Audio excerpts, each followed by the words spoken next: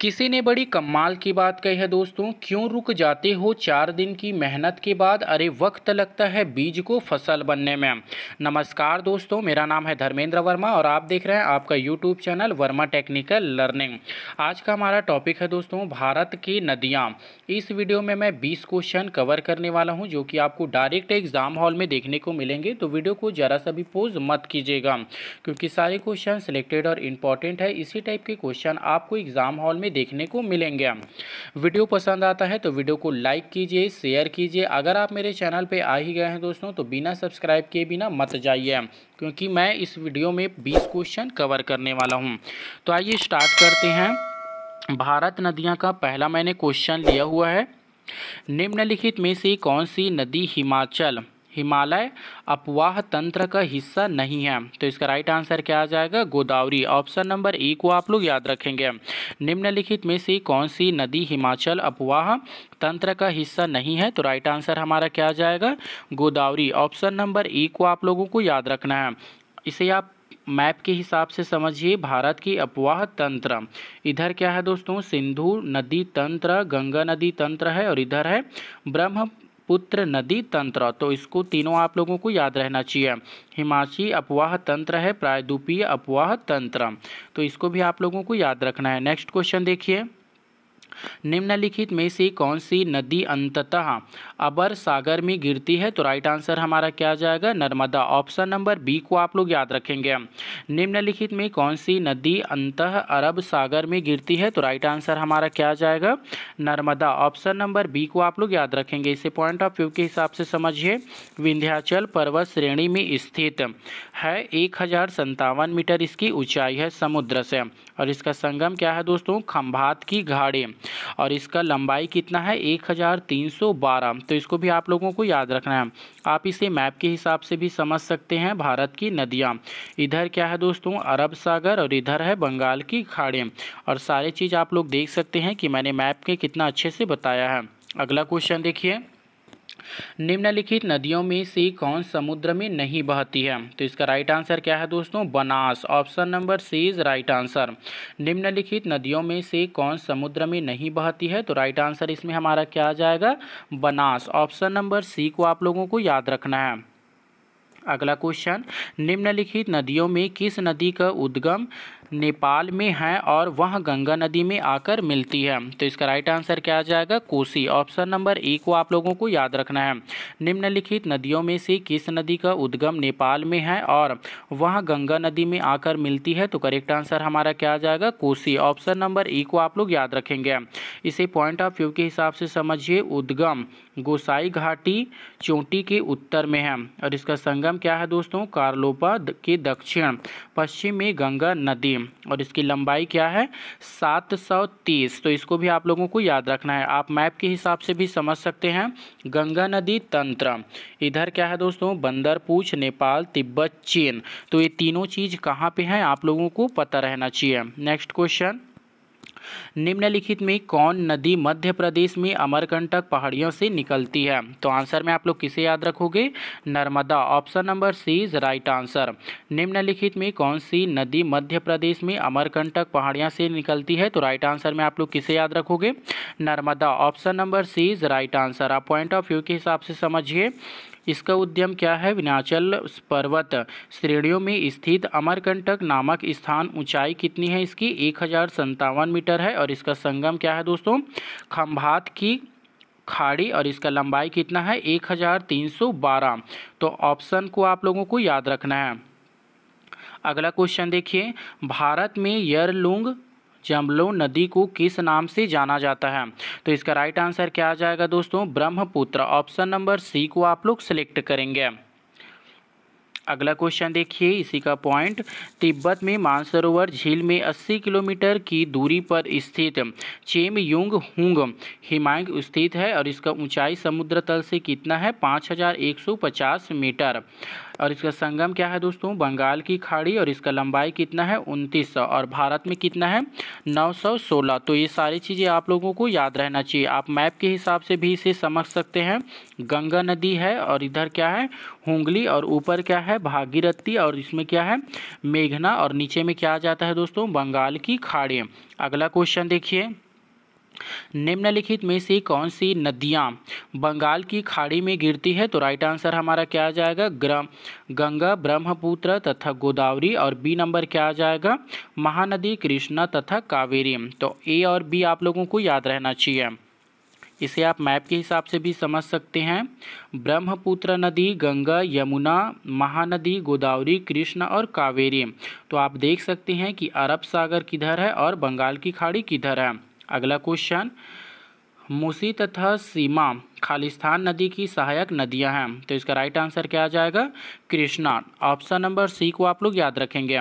मूसी तथा भीमा खालिस्तान नदी की सहायक नदियां हैं। तो राइट आंसर क्या आ जाएगा, कृष्णा। ऑप्शन नंबर सी को आप लोग याद रखेंगे। इसे पॉइंट ऑफ व्यू के हिसाब से समझिए। महाबलेश्वर की समीप पश्चिम घाट घाटी पहाड़ 1337 मीटर है समुद्र तल से, और इसका संगम क्या है दोस्तों, बंगाल की खाड़ी, और इसकी लंबाई क्या है 1401। तो इसको भी आप लोगों को याद रखना है। अगला क्वेश्चन देखिए, भारत की निम्नलिखित नदियों में किस जैविक मरुस्थल कहते हैं? तो आंसर में आप लोग किसे याद रखोगे, दामोदर। ऑप्शन नंबर बी इसका राइट आंसर आएगा। भारत की निम्नलिखित नदियों में किसी जैविक मरुस्थल कहते हैं? तो इसका राइट आंसर क्या आ जाएगा दोस्तों, दामोदर। ऑप्शन नंबर बी को आप लोगों को याद रखना है। इसे आप पॉइंट ऑफ व्यू के हिसाब से समझिए। ऊपर में है गंगा नदी, नीचे में है दामोदर, और इस साइड है दोस्तों बंगाल की खाड़ी। दामोदर नदी झारखंड के छोटे नागपुर क्षेत्र से निकलकर पश्चिमी बंगाल में पहुंचती है, और हुगली नदी समुद्र में गिरने के पूर्व यहाँ उससे मिलती है, और इसकी कुल लंबाई है 992 है। तो इसको भी आप लोगों को याद रखना है। अगला देखिए, गंगा नदी का उद्गम गंगोत्री ग्लेशियर से होता है और यह समाप्त हो जाता है। तो इसका राइट आंसर क्या आ जाएगा दोस्तों, बंगाल की खाड़ी। ऑप्शन नंबर सी को आप लोग इसमें याद रखेंगे। गंगा नदी का उद्गम गंगोत्री ग्लेशियर से होता है और यहाँ समाप्त हो जाती है बंगाल की खाड़ी से। ऑप्शन सी को आप लोग याद रखेंगे। ऊपर में है गंगा नदी, फिर दामोदर, और इधर क्या आ जाता है दोस्तों, बंगाल की खाड़ी। तो ये सारी चीज़ें आप लोगों को याद रहना चाहिए। निम्नलिखित में कौन सी नदी यमुना नदी में नहीं बहती है? तो इसका राइट आंसर क्या आ जाएगा, सोन नदी। ऑप्शन नंबर सी को आप लोग याद रखेंगे। निम्नलिखित में कौन सी नदी यमुना नदी में नहीं बहती है? तो आंसर में आप लोग किसे याद रखोगे, सोन नदी। ऑप्शन नंबर सी इसका राइट आंसर आएगा। आप मैप के हिसाब से भी समझ सकते हैं दोस्तों। चंपल, तेवरा, बंदरपूछ, यमुना, गंगा नदी, ये सारी चीज़ें कहाँ पे हैं, इसे पॉइंट ऑफ व्यू के हिसाब से समझिए। यमुना नदी का उद्गम क्या है, बंदरपूछ के पश्चिमी ढाल पर स्थित यमुनोत्री हिमाची है, और इसका समुद्र तल से ऊंचाई कितना है दोस्तों, 6316 मीटर। इसका संगम क्या है, प्रयाग में गंगा नदी। लंबाई कितना है, 1375। तो ये तीनों चीज़ें आप लोगों को याद रहना चाहिए। अकलनंदा के साथ वहाँ कौन सी नदी है जिसके संगम पर रुद्रप्रयाग स्थित है? तो इसका राइट आंसर क्या आ जाएगा, मंदाकिनी। ऑप्शन नंबर बी को आप लोग याद रखेंगे। अलकट के साथ वहाँ कौन सी नदी है जिसके संगम पर रुद्रप्रयाग स्थित है? तो राइट आंसर हमारा क्या आ जाएगा, मंदाकिनी। ऑप्शन नंबर बी को आप लोग याद रखेंगे। गौमुख आप लोग देख सकते हैं दोस्तों, इधर है कर्णप्रयाग, दूसरा में है रुद्रप्रयाग, और तीसरा में क्या है, देवप्रयाग। तो ये सारी चीज़ें आप लोगों को याद रखना चाहिए। भागीरथी, मंदाकिनी, अलकाटी और पिंडार, और इधर क्या है, गंगा नदी। तो ये सारी चीज़ें आप लोगों को याद रहना चाहिए। अगला क्वेश्चन देखिए, निम्न नदियों में किसका सर्वाधिक बड़ा जल ग्रहण क्षेत्र है? तो इसका राइट आंसर क्या आ जाएगा, गोदावरी। ऑप्शन नंबर सी को आप लोग याद रखेंगे। निम्न नदियों में किसका सर्वाधिक बड़ा जल ग्रहण क्षेत्र है? तो इसका राइट आंसर क्या आ जाएगा, गोदावरी। ऑप्शन नंबर सी को आप लोग याद रखेंगे। अगला क्वेश्चन देखिए, निम्नलिखित में कौन सी एक नदी कावेरी नदी की सहायक नदी नहीं है? तो इसका राइट आंसर क्या आ जाएगा, इंद्रावती। ऑप्शन नंबर सी इसका राइट आंसर आएगा। निम्नलिखित में से कौन सी एक नदी कावेरी नदी की सहायक नदी नहीं है? तो राइट आंसर हमारा क्या आ जाएगा? इंद्रावती। ऑप्शन नंबर सी को आप लोग याद रखेंगे। आप इसे पॉइंट ऑफ व्यू के हिसाब से भी समझ सकते हैं। कर्नाटक के कुर्ग जिले में स्थित ब्रह्मगिरी पहाड़ी है और इसका समुद्र तल से ऊंचाई कितना है दोस्तों? 1341 मीटर। और इसका संगम क्या है? बंगाल की खाड़ी। और लंबाई कितना है? 800 किलोमीटर। तो ये सारी चीज़ें आप लोगों को याद रखना चाहिए। नदियों तथा सहायक नदियों का निम्नलिखित में से कौन सा युग्म सही सुमेलित नहीं है? तो इसका राइट आंसर क्या आ जाएगा? Ganga, Penganga. Option number B को आप लोग याद रखेंगे। नदियों तथा सहायक नदियों को निम्नलिखित में से कौन सा युग्म सही सुमेलित नहीं है? तो राइट आंसर हमारा क्या आ जाएगा?